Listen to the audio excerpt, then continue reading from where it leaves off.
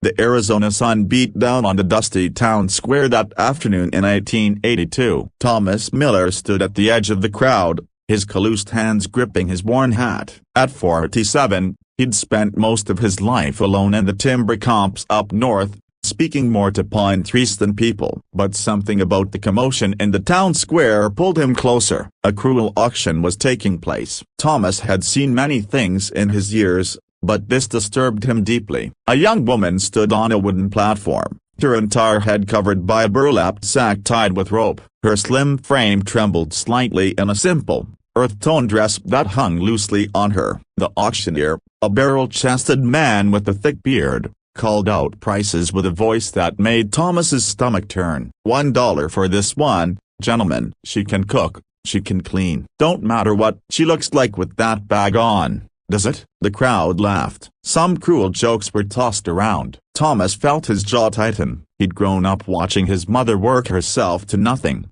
never complaining, always dignified. This scene before him was wrong in every way that mattered. When the auctioneer called, "Going once, going twice," Thomas's voice cut through the dusty air before he could think twice about it. $2. The crowd went silent. Then scattered laughter broke out. $2 whole for damaged goods? The lumberjack must be desperate or simple-minded. Thomas didn't care what they thought. He pushed through the crowd, his tall frame moving with quiet determination, his brown hair falling across his forehead as he counted out the coins with steady hands.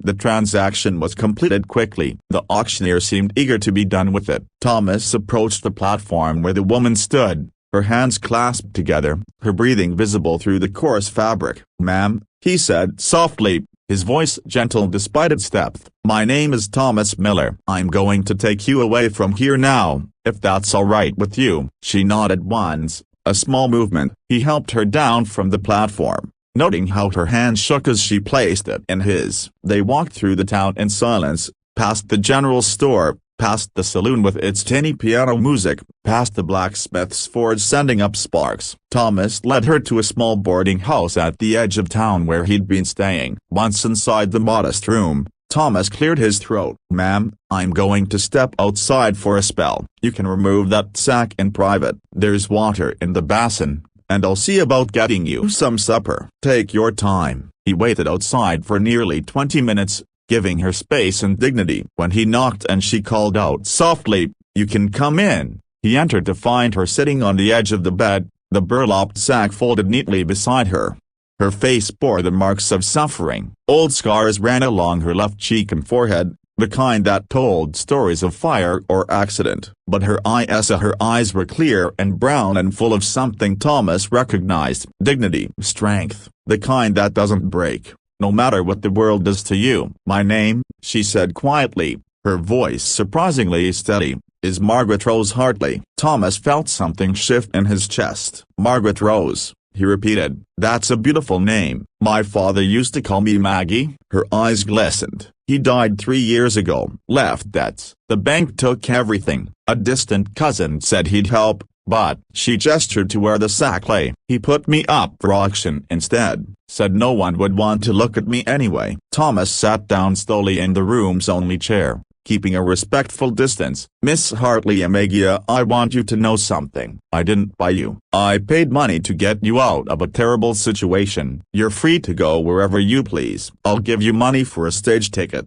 wherever you want to go." Maggie studied his face for a long moment. "Where would I go? Family, friends?" She shook her head. "There's no one left." They sat in silence as the evening light slanted through the window, golden and warm. Finally, Maggie spoke again. "Why did you do it? Help me, I mean." Thomas looked down at his rough hands. "My mother used to say that kindness is the only currency that matters in the end. She raised me and my sister alone after Pa died, worked her fingers to the bone, never lost her grace." He met Maggie's eyes. "You reminded me of her, standing up there, scared but dignified. Nobody deserves to be treated the way they were treating you." "What will you do now?" Maggie asked. "Head back to Oregon in a few days. Back to the timber camps." He paused. "But I've been thinking lately, Maybe it's time I settled down, built something more permanent. I've saved up enough over the years." The next few days passed quietly. Thomas got Maggie her own room at the boarding house. They took meals together,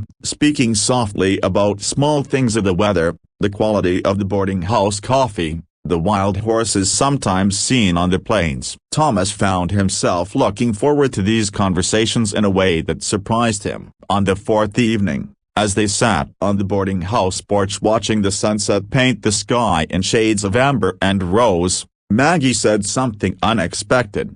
"Thomas, have you ever thought about not going back to Oregon alone?" He turned to look at her, his heart suddenly loud in his ears. "What do you mean?" "I mean," she took a breath, "these past few days, you've shown me more kindness than anyone has in 3 years. You've treated me like a person, not a problem to be solved or hidden away. You make me laugh. You listen when I talk." She turned to face him. I think I could build a life with someone like you, if you'd have me." Thomas felt emotion well up in his throat. "Maggie, I'm just a simple man. I work with my hands. I'm not educated or refined." "Neither am I," she said with a small smile. "But I can cook, and I can keep a home. And I think we could be happy together, not because either of us is desperate, but because we see each other, really see each other." Thomas reached out slowly and took her hand. Her scars didn't matter to him, they never had. He saw her courage, her quiet strength, the way she'd survived something that would have broken lesser souls. "Margaret Rose Hartley," he said, his voice thick with feeling, "would you do me the honor of becoming my wife?" She squeezed his hand. "Yes, Thomas Miller, I will." They were married the next week by a circuit preacher, with the kind-hearted boarding house owner and her husband as witnesses. Then they headed north to Oregon, to the green valleys Thomas had told her about, where the timber grew tall and the air smelled of pine and possibility.